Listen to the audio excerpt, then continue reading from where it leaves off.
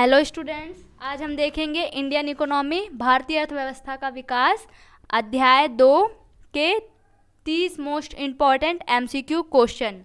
Part 1 है, part 2 में और 20 क्वेश्चंस रहेंगे। तो चलिए पार्ट 1 स्टार्ट करते हैं। क्वेश्चन नंबर 1, किस वर्ष में भारत की पहली पंचवर्षीय योजना आरंभ हुई थी? ए 1951, बी 1947, सी 1940 और डी क्या है 1935। तो क्या लिखा है, किस वर्ष में भारत की पहली पंचवर्षीय योजना आरंभ हुई थी? तो इसका आंसर क्या हो जाएगा? ऑप्शन ए हो जाएगा 1951। ठीक है। क्वेश्चन नंबर 2, निम्नलिखित में से कौन सा संस्थान भारत के पंचवर्षीय योजनाओं को बनाने में संलग्न था? ए योजना आयोग, बी राष्ट्रीय विकास परिषद, सी क्या है वित्त मंत्रालय और डी गृह मंत्रालय। तो इसका आंसर हो जाएगा योजना आयोग। ठीक है। क्वेश्चन नंबर 3, योजना आयोग की स्थापना कब की गई थी या कब हुई थी? तो ये ऑप्शन क्या है 1947 में, 1950 में, 1951 में और डी ऑप्शन है 1948 में।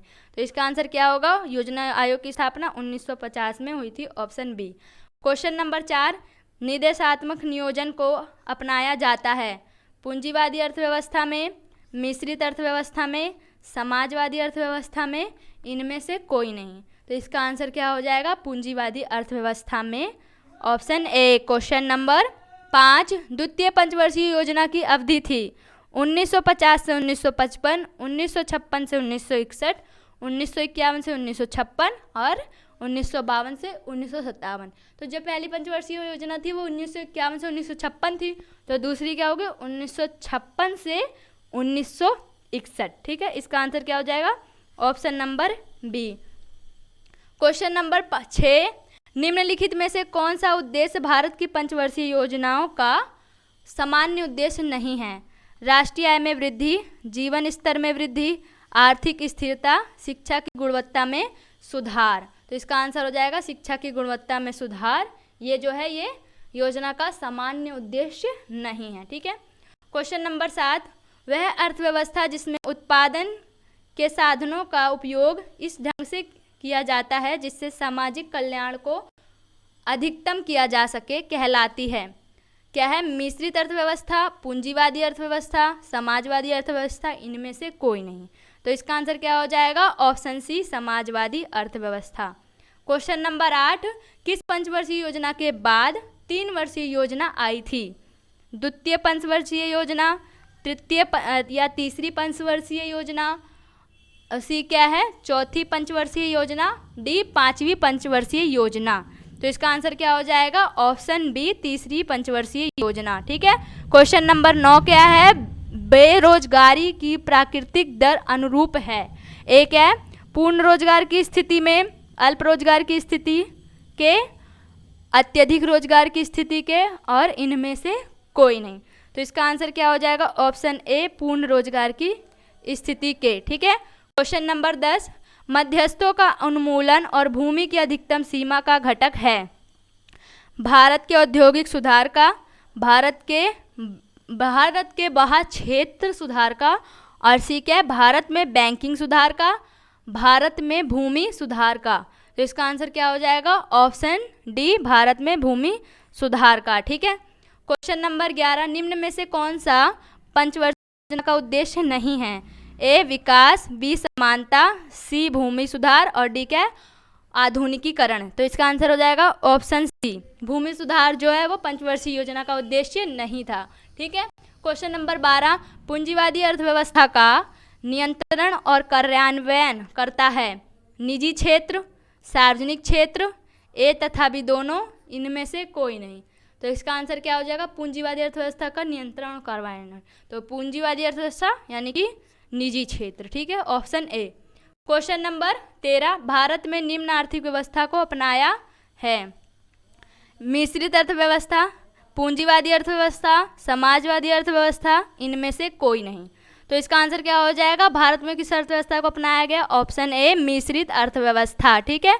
क्वेश्चन नंबर 14, भारत में उत्पादित वस्तुओं को आयात के संरक्षण देने हेतु सरकार ने प्रयोग किया कोटा, प्रशुल्क, दोनों, ए तथा बी, इनमें से कोई नहीं। तो इसका आंसर क्या हो जाएगा? ऑप्शन सी, ए तथा बी, यानी कि उत्पादित आयात को संरक्षण यानी कि कोटा भी लगाया था और प्रशुल्क भी लगाया था।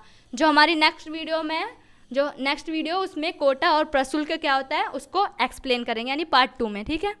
क्वेश्चन नंबर 15, निम्न में से कौन सी एक अर्थव्यवस्था की केंद्रीय समस्या है? क्या उत्पादन किया जाए, कैसे उत्पादन किया जाए, और सी क्या, किसके लिए उत्पादन किया जाए? उपरोक्त सभी। तो इसका आंसर क्या हो जाएगा? ऑप्शन सी, उपरोक्त सभी। ये तीनों ही जो है अर्थव्यवस्था की समस्या है।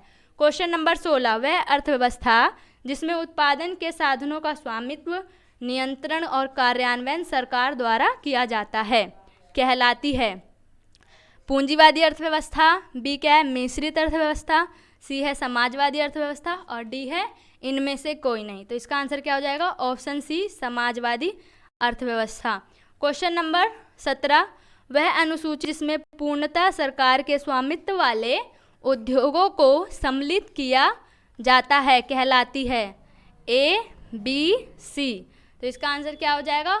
ऑप्शन ए, यानी कि ए, अनुसूची ए। ठीक है। क्वेश्चन नंबर 18, निम्न से अभिप्राय आयातित वस्तुओं पर लगाए जाने वाले करों से है? कोटा, प्रशुल्क, लगान, इनमें से कोई नहीं। तो इसका आंसर क्या हो जाएगा? प्रशुल्क। मैं दोबारा से कह रही हूँ कि सेकंड पार्ट जो है उसमें कोटा और प्रशुल्क और भी कई सारे क्वेश्चन को एक्सप्लेन किया जाएगा, यानी कि बताया जाएगा प्रशुल्क, कोटा, ये सब होते क्या हैं। ठीक है। क्वेश्चन नंबर 19, किस वर्ष में भारत ने प्रथम बार उच्च पैदावार देने वाले कार्यक्रम को अपनाया? 1977 में, 1966 में, 1986 में, 1956 में। तो इसका आंसर हो जाएगा ऑप्शन बी, 1966 में। क्वेश्चन नंबर 20, जीडीपी से अभिप्राय है सकल विकास प्रक्रिया, सकल घरेलू उत्पाद, सकल घरेलू प्रक्रिया और उपरोक्त सभी। तो इसका आंसर क्या होगा? ऑप्शन बी, सकल घरेलू उत्पाद, यानी कि जीडीपी की फुल फॉर्म होती है। ठीक है। क्वेश्चन नंबर 21, भूमि की अधिकतम सीमा से अभिप्राय है प्रचलित स्तर पर ग्रामीण भूजोतों को तय करना, सिंचाई उद्देश्य से भूमि क्षेत्रों को तय करना, प्रचलित स्तर पर नगरीय भूजोतों को तय करना, एक व्यक्ति के स्वामित्व वाली भूमि को तय करना। तो इसका आंसर हो जाएगा ऑप्शन डी, एक व्यक्ति के स्वामित्व वाली भूमि को तय करना। ठीक है। क्वेश्चन नंबर 22, योजना आयोग का नाम परिवर्तन कर नीति आयोग किस वर्ष रखा गया? फरवरी 2015, जुलाई 2016, अप्रैल 2015, फरवरी 2016। तो इसका आंसर क्या हो जाएगा? फरवरी 2015, ऑप्शन ए। ठीक है। क्वेश्चन नंबर 23, नियोजन के सामाजिक क्षेत्रों के मुख्य उदाहरण हैं आवास, स्वास्थ्य, शिक्षा, उपरोक्त सभी। इसका आंसर क्या हो जाएगा? ऑप्शन डी, उपरोक्त सभी, यानी कि नियोजन के सामाजिक क्षेत्रों के मुख्य उदाहरण। तो ये तीनों उदाहरण है, आवास भी, स्वास्थ्य भी और शिक्षा भी। ठीक है। क्वेश्चन नंबर 24, अर्थव्यवस्था कितने प्रकार की होती है? हमने मतलब कि इंडियन इकोनॉमी जो हमारा चैप्टर है उसके अनुसार, और नॉर्मली भी उतनी है। ए क्या है? 4, 2, 3 और 5। तो इसका आंसर क्या हो जाएगा? Option C, 3। कैसे? अब देखिए, पहली अर्थव्यवस्था कौन सी है? पूंजीवादी अर्थव्यवस्था, समाजवादी अर्थव्यवस्था और मिश्रित अर्थव्यवस्था। तो 3 प्रकार की अर्थव्यवस्था होती है। ठीक है। क्वेश्चन नंबर 25, औद्योगिक नीति किस वर्ष बनी थी? 1951 में, 1991 में, 1956 में और 1990 में। तो इसका आंसर होगा 1956 में, यानी कि ऑप्शन सी। ठीक है। क्वेश्चन नंबर 26, औद्योगिक नीति में कितने उद्योग सार्वजनिक क्षेत्र के लिए सुरक्षित रखे गए? 12 उद्योग, 17 उद्योग, 2 उद्योग और 13 उद्योग, 13 उद्योग। ठीक है। तो इसका आंसर क्या हो जाएगा? ऑप्शन बी, 17 उद्योग। सार्वजनिक क्षेत्र में कितने उद्योग थे उस टाइम पे? 17 उद्योग। क्वेश्चन नंबर 27, औद्योगिक नीति में कितने उद्योग निजी क्षेत्र के लिए सुरक्षित रखे गए? 14 उद्योग, 17 उद्योग, 12 उद्योग, 10 उद्योग। तो इसका आंसर क्या होगा? ऑप्शन सी, 12 उद्योग। ठीक है। क्वेश्चन नंबर 28, किस वर्ष भारत की पहली पंचवर्षीय योजना आरंभ हुई? ए 1950 में, 1951 में, 1990 में, 1956 में। तो इसका आंसर क्या हो जाएगा? ऑप्शन बी, 1951 में। भारत की पहली पंचवर्षीय योजना 1950 में जो है वो योजना आयोग की स्थापना हुई थी। फिर 1951 में पहली पंचवर्षीय योजना बनी थी और फिर जो हमारा ये योजना आयोग था उसका नाम चेंज करा गया, नीति आयोग रखा गया। कब? फरवरी 2015 में। ठीक है, ये तीनों चीज़ आपको पता होनी चाहिए। और यहाँ से 3 क्वेश्चन बनते हैं। क्वेश्चन नंबर 29 क्या है? भारत की अंतिम पंचवर्षीय योजना कौन सी थी?